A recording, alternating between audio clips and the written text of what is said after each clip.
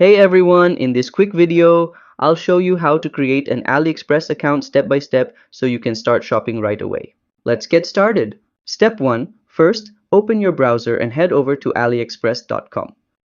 Step 2. Once you're on the homepage, go to the top right corner and click on the profile icon. Step 3. Next, click Register to begin the sign-up process. Step 4. Now type in your email address in the space provided and hit Continue. Step 5. You'll now be prompted to complete a few quick steps. This includes bot verification and verifying your email address. Just follow the on-screen instructions. Bonus tip: if you prefer, you can also sign up using your Google, Facebook, or Apple account for even faster registration. And that's it. You've successfully created your AliExpress account.